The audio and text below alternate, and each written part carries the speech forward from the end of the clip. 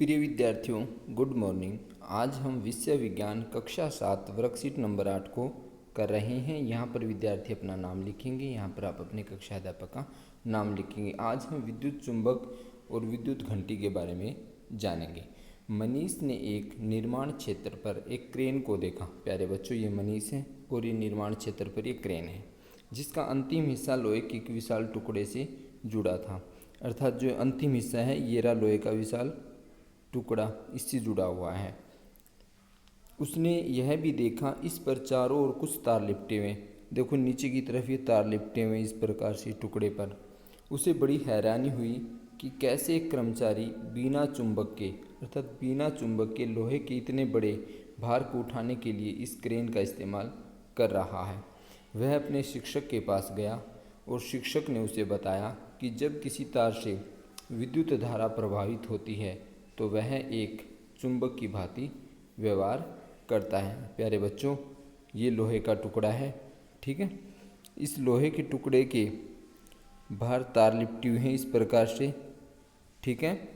और जब इसमें से विद्युत धारा प्रभावित होती है तो ये जो लोहे का टुकड़ा ये चुंबक की भांति व्यवहार करने लग जाता है। जब इनसे हम विद्युत धारा को प्रभावित करते हैं तभी ये चुंबक की भांति व्यवहार करता है। उसके बाद हम इसका उपयोग जो है भारी सामान को उठाने के लिए करते हैं। जैसे लोहे के किसी टुकड़े पर विद्युत रोधी तार, कौन सी तार लपेटी जाती है? विद्युत रोधी तार लपेटी जाती है।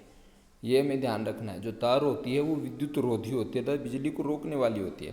तार से लिपटी विद्युत धारावाही कुंडली को, और जो तार से लिपटी विद्युत धारावाही जो कुंडली होती है उसको हम विद्युत चुंबक कहते हैं। जब हम उसको लपेट देते हैं और उसमें से जब हम विद्युत धारा गुजारते हैं तो वो विद्युत चुंबक का कार्य करती है और इस कुंडली को हम विद्युत चुंबक कहते हैं।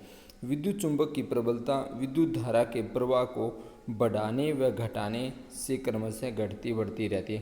कहने का मतलब ये है कि इसकी जो शक्ति है, विद्युत चुंबक की जो प्रबलता है, जैसे विद्युत धारा बढ़ेगी वैसे ये बढ़ेगी इसकी शक्ति, जैसे विद्युत धारा कम होगी इसकी शक्ति कम होती जाएगी। कहने का मतलब विद्युत धारा के बढ़ने व घटने पर ही ये जो है निर्भर करती है।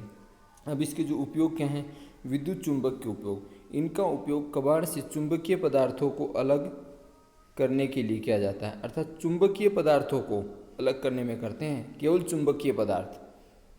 छोटे विद्युत चुंबक का उपयोग डॉक्टरों के द्वारा दुर्घटनावश आँख में गिरे चुंबकीय पदार्थ के छोटे टुकड़ों को बाहर निकालने के लिए भी जो है इसका उपयोग किया जाता है। खिलौनों में विद्युत चुंबक का हम उपयोग करते हैं। अर्थात विद्युत चुंबक का कहाँ का उपयोग होता है? चुंबकीय पदार्थों को अलग करने में। छोटे विद्युत चुंबक का उपयोग डॉक्टरों के द्वारा दुर्घटनावश आँख में गिरे चुंबकीय पदार्थों को निकालने में, और खिलौनों में भी विद्युत चुंबक का उपयोग होता है। अब विद्युत घंटी कैसे कार्य करती है? इसमें भी जो है लोहे के टुकड़े पर तांबे के तार की कुंडली लपेटी होती है। एक लोहे का टुकड़ा होता है जैसे इसमें दिखाया गया है, ये लोहे के टुकड़े हैं, ठीक है, और इसमें तांबे की तार लिपटी हुई इन दोनों के ऊपर। विद्युत चुंबक के निकट एक पत्ती लगी होती है।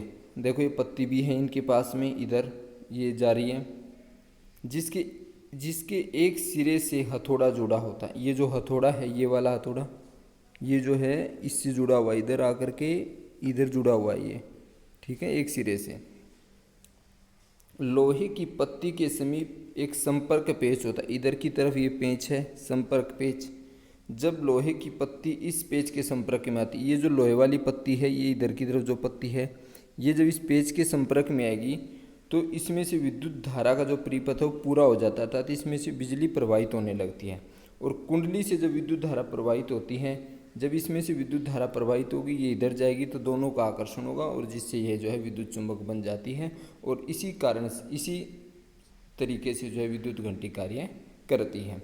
अब हमारा अभ्यास है, क्या विद्युत चुंबक का उपयोग किसी कचरे के ढेर से प्लास्टिक को अलग करने के लिए किया जा सकता है? अब देखो इस प्रश्न को समझने का प्रयास करो। ये कह रहा है कि ढेर से प्लास्टिक को अलग करने के लिए।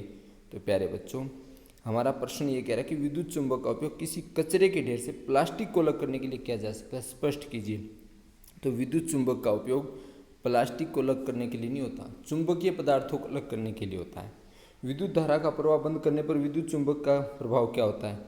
वो भी काम करना बंद कर देती है। विद्युत घंटी में विद्युत चुंबक होता है, ये बात सत्य है, विद्युत घंटी में विद्युत चुंबक होता है। तो इसका अभ्यास देखो आपके लिए तैयार कर दिया गया है। ये हो जाएगा,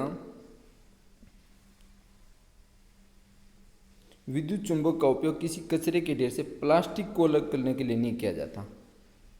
वो प्लास्टिक को अलग करने के लिए नहीं किया जाता क्योंकि प्लास्टिक अचुंबकीय पदार्थ है और विद्युत चुंबक का उपयोग चुंबकीय पदार्थों को ही अलग करने के लिए किया जाता है और प्लास्टिक क्या है, अचुंबकीय पदार्थ है, इसलिए हम इसको अलग नहीं कर सकते।